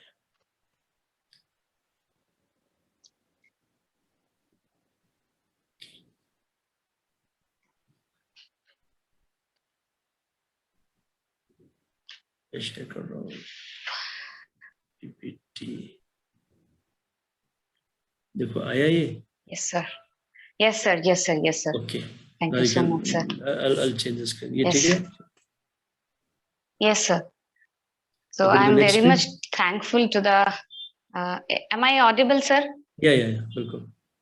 Yes. Next. Yes sir. I'm very much thankful to the organizer of Vedanta conference and to my supervisor, Professor Dr. Grishnath Jha, for giving me this opportunity to present my paper. My topic of my paper is Vedanta thought and Brahmacharya in modern education. So the aim of this paper is to discuss the relevance of Brahmacharya, which I call it cultural Vedanta in modern education, with the help of comparative approach.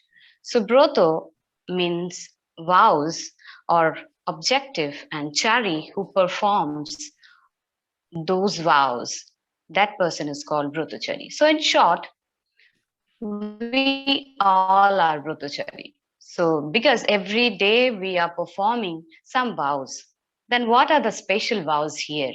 They are Jnana, Shrama, Satya, Aikya, and Ananda.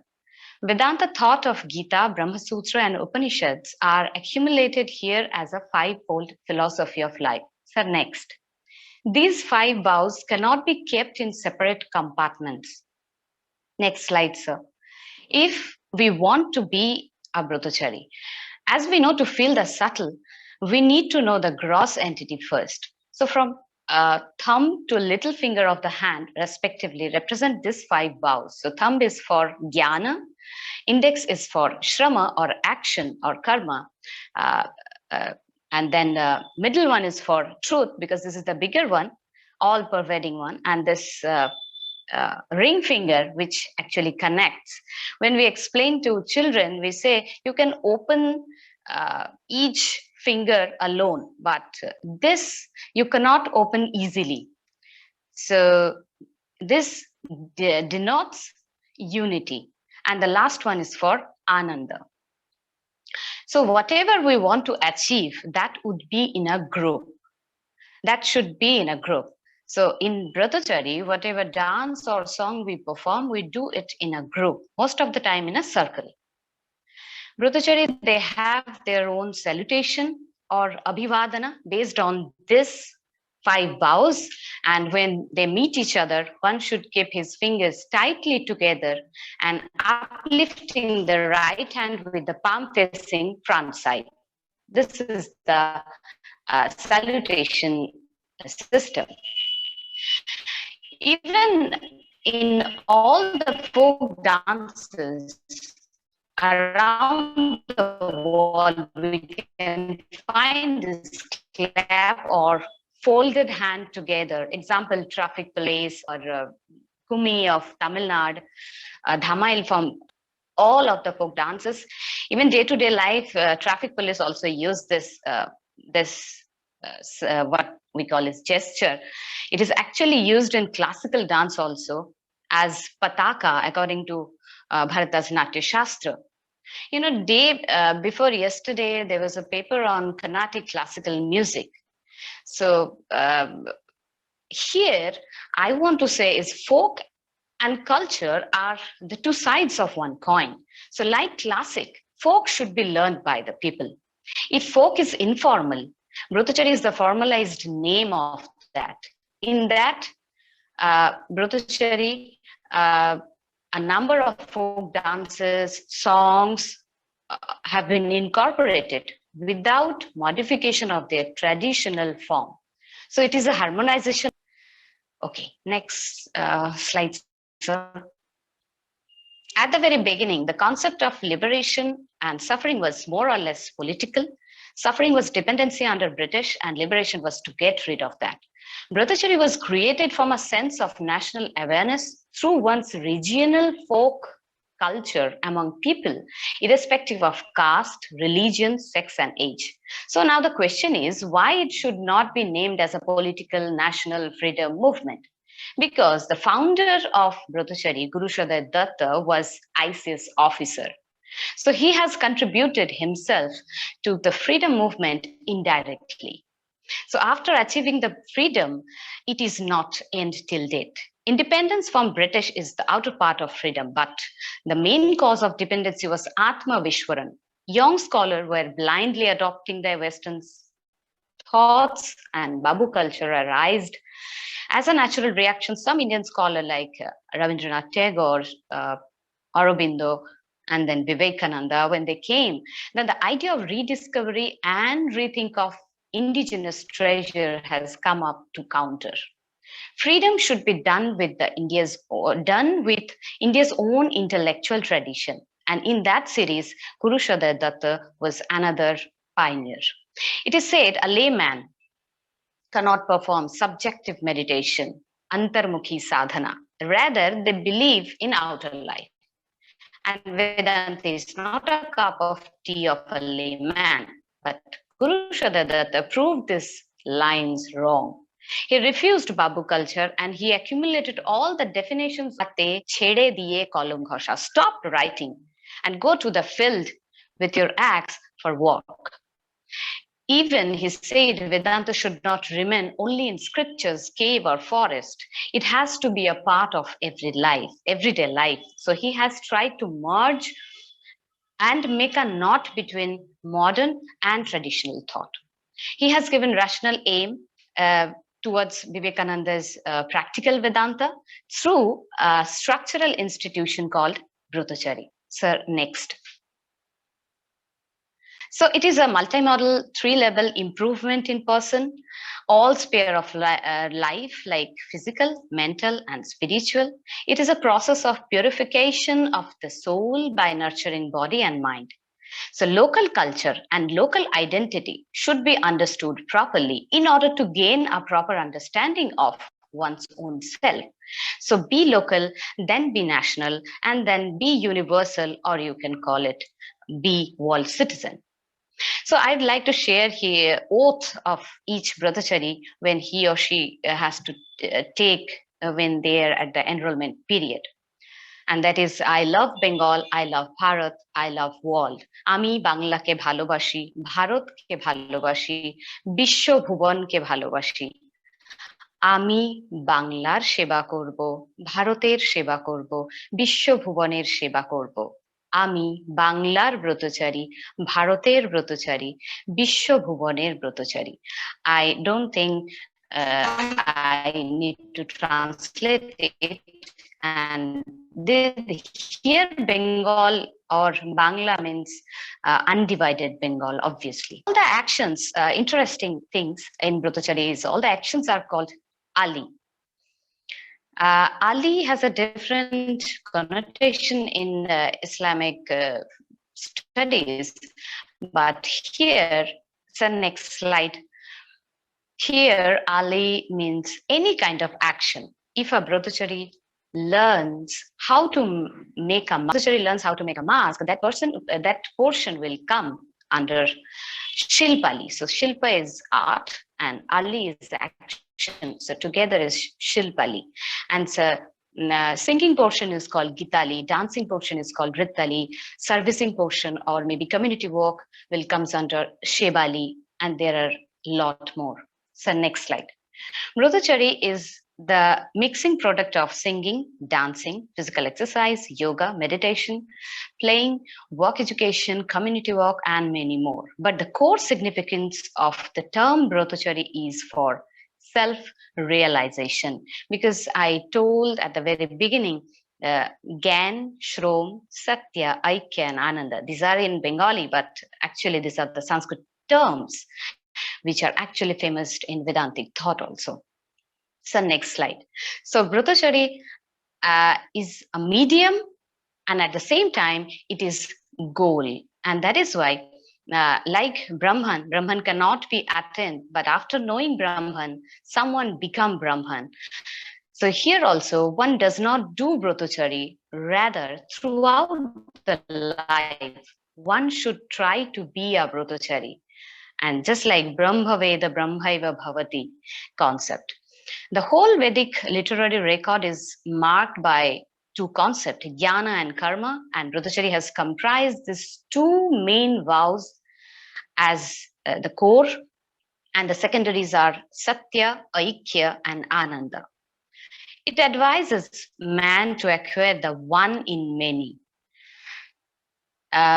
If you know Ishopanishad, there is a line, Isha Vasyamidam Sarvam Yat Kincha Jagatyam Jagat Tena Tyaktena Bhunjita. We have this line in our Brahmachari songs and poems like Naho Bibhu Tumi Ko Bhu Bhinno He Jagot Judiyatar Chinho He. We do it in a group and with the dance.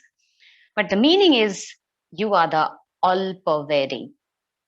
And we have to practice this Tena Tyaktena Bhunjita with a line, Hidena Thakile Khaibona, Rag Paileo Rushibona. So maybe we are feeling of angriness, but we should not be angry. If we are not hungry, we should not have food. So this kind of line we have to practice everyday life with March. And Brahmachari calls each other with G salutation, a G designation maybe. In North India, it is so famous like Girish Ji, Balram Ji, Rukmini Ji. But here in Brahmachari system, we give respect to a child also. Maybe he or she is a 7 years old child, but that child also we call him Shoham Ji or Rakesh Ji. We put that respect till now. So world brotherhood and world peace, world unity are the keywords of Vedanta as well as Brahmachari. So although this philosophy has flourished all over the India, but now Brahmacharis from India and from Bangladesh are participating in the full course training in Kolkata every year on December. So next slide. So as conclusion, Brahmachari fulfills the practical aspect of theoretical Vedanta, the philosophy which is called Swachandavada, because to know your rhythm is the main core essence of this philosophy. It emphasizes love for all, and Guru Shata Datta has created cultural Vedanta, the main idea based on serve humanity, folk cultural revolution, and liberation. So he is a Neo-Vedic seer. He was a Neo-Vedic seer. And the modern education needs this MME or ARDP called Man-Making Education or All-Round Development Program. So it is a one step further towards Bhakti and Sufi movement as a last. Why it is it's a last slide. One step further, why? Because here Bhagavan and Khuda were worshipped together for betterment of humanity. And with the line of a Zari song, I would like to conclude. Allar name bainda ghar roshuler name chhaiyo, shei ghorer majhe banda sukhe nidra jaiyo, shei ghorer bhaire bhaire tirtho varanoshi, মুসলমানের 30 রোজা হিন্দুর একাদশী, মুসলমান বলেন খোদা হিন্দু বলেন হরি, মনে viva দেখ ভাইরে দুই নামেতেই তরি. So both the name leads towards ultimate reality. Thank you so much. Namaste. Thank you, Anushka. I'll now stop sharing the presentation and then see if there are some questions. Thank you so much for presenting this interesting community which uses Vedantic concepts for pedagogy and social development, and particularly the undivided knowledge. And let me see if there are questions for you. I see the comments actually. There are some questions. There are comments, right? So No, there is one question is, can you tell if this way everyone can reach the level of that? Yeah, can you tell if this way everyone can reach to the level of that being? My dad is an example of what you said, but not myself. Is it variable to the genetics? However, absolutely practical and simple presentation. This could be an area of deeper exploration for mental health. Ami Goa ke bhalobashi. Going for a walk and doing for that thing. Or should be Brahmachari, beautiful. From Dr. Rashmi. Can you comment on this? Is there? Let's first part of the. Can you tell if this way every can reach to the level of that being? Is method. Yes, sir. Is it possible? It is possible, because now we are doing some trainings in schools, and also we are trying to make a knot with our formal education, like in schools and college. So this is possible, sir. But throughout the life, so to be a Brahmachari, we have to try throughout the life. And because every day we have to follow this 5 vows, this is quite easy and at the same time quite tough. Okay, thank you. I don't see any other question. So we'll say thank you to you, and then we'll end your session, and we'll. Let me see if we can go to the gallery mode and then. Okay.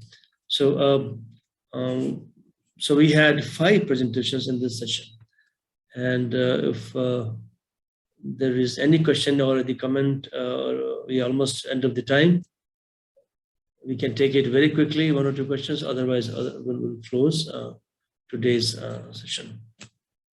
Also, you can take pictures, Girishji, of everybody turning on. So I'll ask everybody to turn on the video. I'll take a quick picture for records. So please turn on the video, everybody.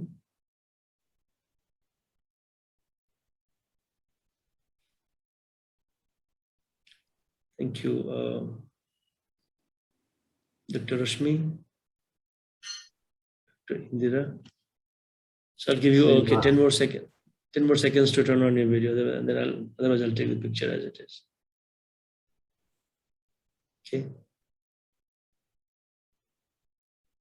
Great.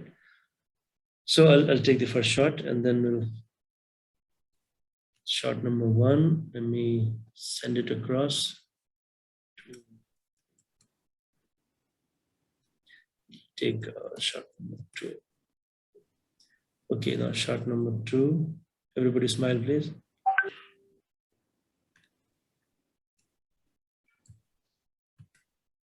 Okay, done. So thank you everybody so much. We had a beautiful session, 5 very lovely papers, and mostly, talking about pedagogy and deep thought from the Patanjali Yoga Sutra, talking about key Vedantic terms, So very interesting. I'm sure it will lead to deeper insights among all of us, and then we should be able to discuss it much further.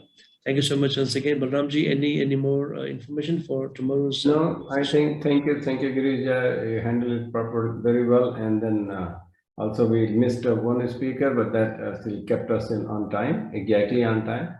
And tomorrow will be the valedictory session. We look forward to everyone to join tomorrow. And until then, good night for those people who are in India, and good morning to most people who are in the United States. Thank you. Okay. Thank you, everyone. Canada, and I didn't want to miss you. All right. Thank you so much. Bye-bye. Bye-bye.